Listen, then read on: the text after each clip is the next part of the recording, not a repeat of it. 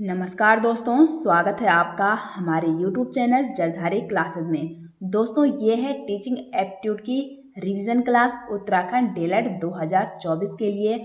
और अगर आपको उत्तराखंड डीएलएड के लिए टीचिंग एप्टीट्यूड की ई बुक या previous year paper and practice set चाहिए तो इसका लिंक आपको इस वीडियो के डिस्क्रिप्शन में मिल जाएगा, या आप सीधे गूगल पे सर्च कर सकते हैं jaldhariClasses.in।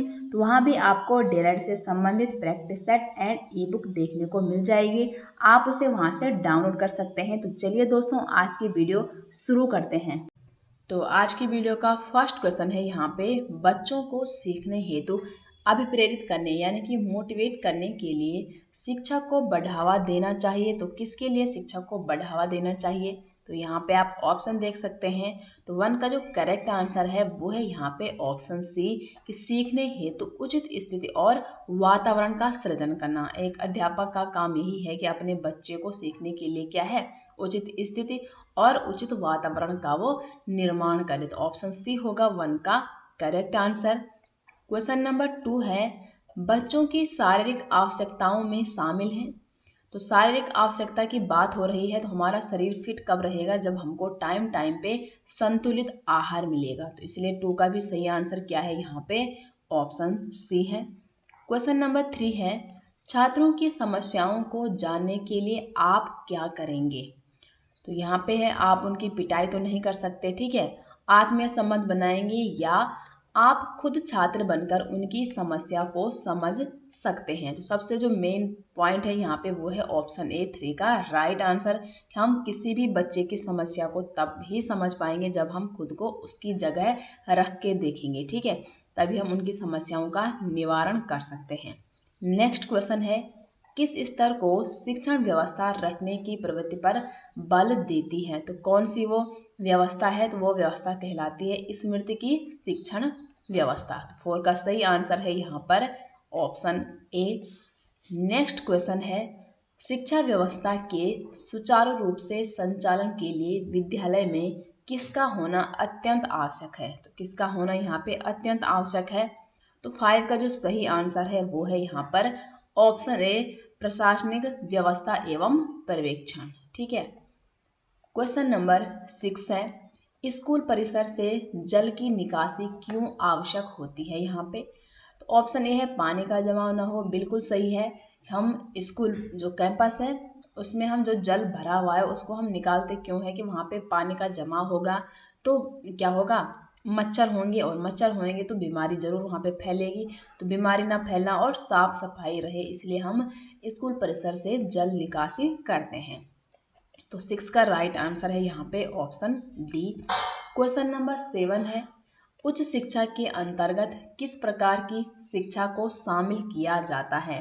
तो उच्च शिक्षा के अंतर्गत यहाँ पर व्यावसायिक शिक्षा को भी, तकनीकी शिक्षा को भी और सामान्य शिक्षा को भी यहाँ पे शामिल किया जाता है। तो 7 का राइट आंसर है यहाँ पर ऑप्शन डी, ये सभी, ठीक है।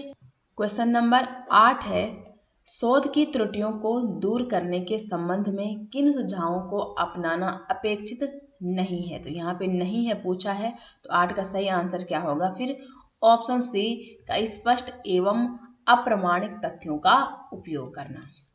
क्वेश्चन नंबर 9 है, एक कुशल प्रबंधक के रूप में शिक्षक कौन से कार्य को करता है? तो एक कुशल प्रबंधक के रूप में शिक्षक योजना का निर्माण करता है, व्यवस्था करता है और नियंत्रण करना इसके प्रमुख कार्य होते हैं। तो 9 का सही आंसर है यहाँ पे ऑप्शन डी, ये सभी।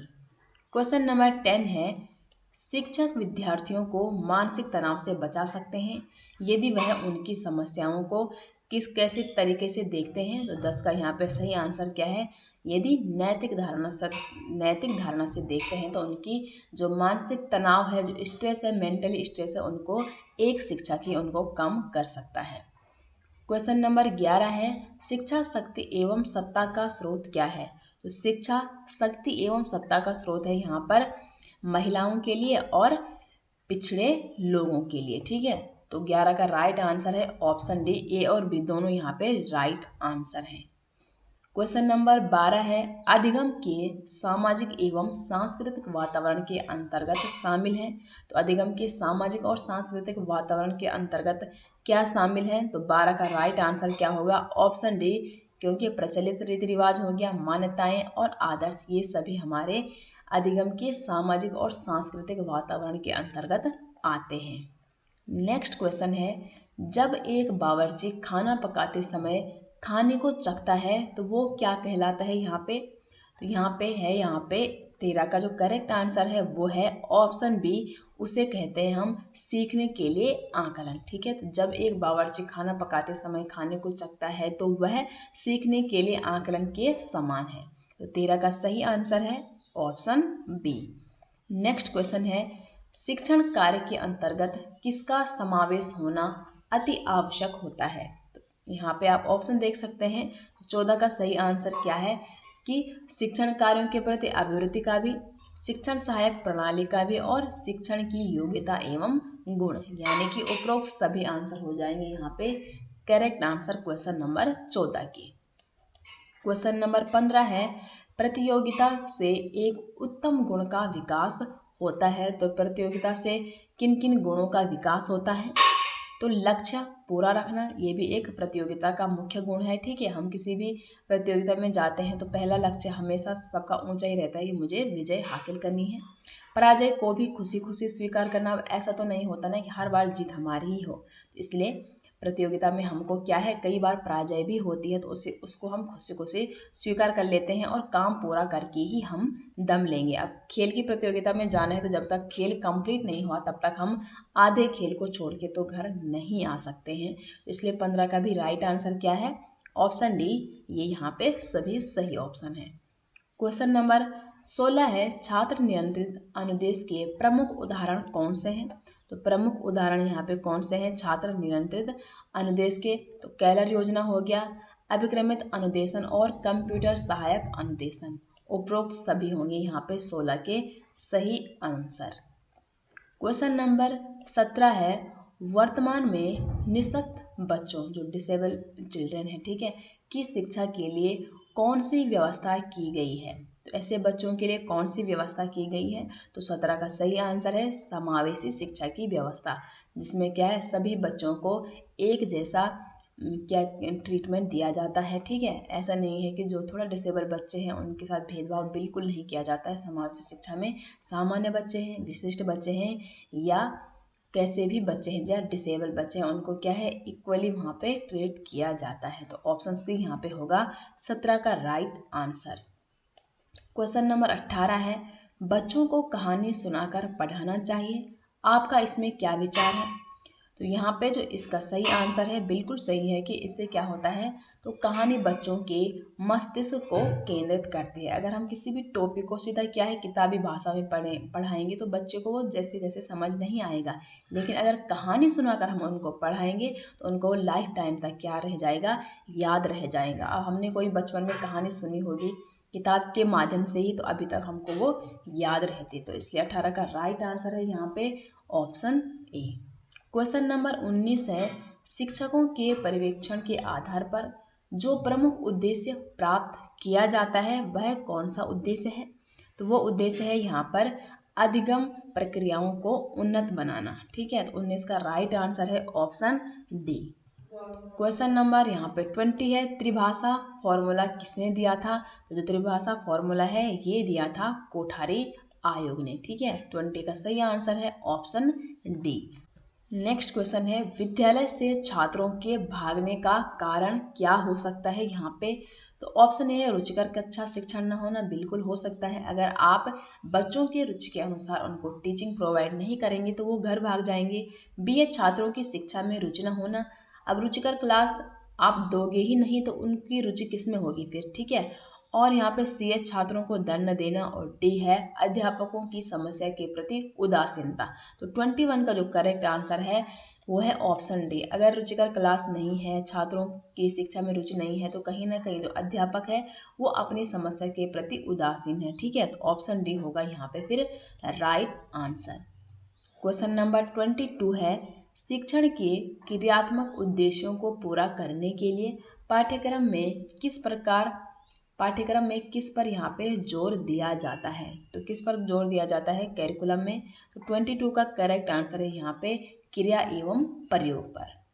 नेक्स्ट क्वेश्चन है, संपूर्ण पाठ्यक्रम या संपूर्ण कैरिकुलम के सभी पक्षों के मूल्यांकन के लिए एक निश्चित समय में विद्यार्थियों की परीक्षा लेनी है। ऐसे में विद्यार्थियों से किस प्रकार के प्रश्न पूछना अधिक उचित होगा, तो किस प्रकार के क्वेश्चन पूछने चाहिए आपको इस कंडीशन में बच्चों को, तो 23 जो राइट आंसर है वो है ऑप्शन डी, वस्तुनिष्ठ। जो ऑब्जेक्टिव या एमसीक्यू होते हैं ऐसे क्वेश्चन आपको पूछने चाहिए, ठीक है। क्वेश्चन नंबर 24 है, किंडरगार्टन प्रणाली किस पर जोर देती है, तो जो किंडरगार्टन प्रणाली है वो जोर देती है बच्चों की मनोविज्ञान को समझने में। 24 का सही आंसर है ऑप्शन ए। नेक्स्ट क्वेश्चन है, अधिगम या सीखने हेतु विद्यार्थी का सबसे बड़ा गुण क्या है, तो अधिगम या सीखने हेतु जो विद्यार्थी है उनका सबसे बड़ा गुण क्या है, यहाँ पर सीखने हेतु उनकी जिज्ञासा, ठीक है। 25 का जो राइट आंसर है वो है ऑप्शन डी। अगर उनको किसी भी चीज़ को सीखने में उनके अंदर क्यूरियोसिटी है, जिज्ञासा है, तो वो जो कुछ सीखेंगे वो हमेशा उनको याद रहेगा, अच्छी संप्रेषण क्षमता भी होगी और सीखने हेतु फिर कठिन परिश्रम भी करेंगे। क्वेश्चन नंबर 26 है, भारत में अधिकांश कक्षाएं बहुभाषी होती है, इसे शिक्षक द्वारा परेशानी के रूप में देखा जाना चाहिए, समस्या के रूप में, संसाधन के रूप में या बाधा के रूप में, तो 26 का जो राइट आंसर है वो है ऑप्शन सी, ठीक है। अब भारत में अधिकांश भाषाएं क्या है, बहुभाषी है, बिल्कुल सही है। तो एक शिक्षा को क्या है, एक संसाधन के रूप में देखना चाहिए, ना कि परेशानी, समस्या या बाधा के रूप में। तो ऑप्शन सी है यहाँ पे 26 का राइट आंसर। क्वेश्चन नंबर 27 है, शौचालय के समीप किसकी व्यवस्था अनिवार्य है, तो शौचालय के समीप जल और कूड़ेदान की दोनों की यहाँ पे व्यवस्था अनिवार्य है। नेक्स्ट क्वेश्चन है, भारत में पहली शिक्षा नीति एजुकेशन पॉलिसी किस वर्ष पारित की गई थी, तो भारत में पहली एजुकेशन पॉलिसी यहाँ पे पारित की गई थी 1968 में। तो 28 का राइट आंसर है यहाँ पे ऑप्शन डी। नेक्स्ट क्वेश्चन है, एक शिक्षक के रूप में आपका कौन सा दायित्व सर्वाधिक महत्वपूर्ण होना चाहिए। ऑप्शन ए है बालक की जन्मजात क्षमताओं का विकास करना, बी है उसे अधिकतम ज्ञान प्रदान करना, या उसे आर्थिक रूप से मजबूत बनाना, या उसमें व्यवसायिक कुशलता का विकास करना। तो कौन सा ऑप्शन है यहाँ पे करेक्ट, तो ऑप्शन ए जो है, क्योंकि बालक का हमने सर्वांगीण विकास करना है तो बालक की जन्मजात क्षमताओं का हमको विकास करना होगा, तभी जाके उसका हम सर्वांगीण विकास कर पाएंगे। तो इसलिए 29 का राइट आंसर होगा ऑप्शन ए। तो आज की वीडियो में यहाँ पे लास्ट क्वेश्चन है, विद्यालय में प्रार्थना स्थल पर प्रार्थना के लिए पर्याप्त संख्या में छात्र उपस्थित नहीं होते हैं, तो एक प्रधानाचार्य के रूप में आप क्या करेंगे कि सुबह मॉर्निंग में प्रेयर हो रही है और वहाँ पे बच्चे बहुत सारे एब्सेंट है, तो ऐसे में आपने छात्रों को प्रार्थना का महत्व समझाना है। तो ऑप्शन ए होगा यहाँ पे 30 का राइट आंसर। तो ये थी दोस्तों आज की वीडियो, उम्मीद करते हैं आपको ये वीडियो पसंद आई होगी। वीडियो पसंद आती है तो वीडियो को लाइक करें, शेयर करें, कमेंट करें, और आपको इन 30 क्वेश्चन में से कितने क्वेश्चन आते हैं वो आप कमेंट बॉक्स में ज़रूर बताइएगा। तो मिलते हैं दोस्तों एक नई इंटरेस्टिंग वीडियो के साथ, तब तक के लिए आप सभी का बहुत बहुत धन्यवाद।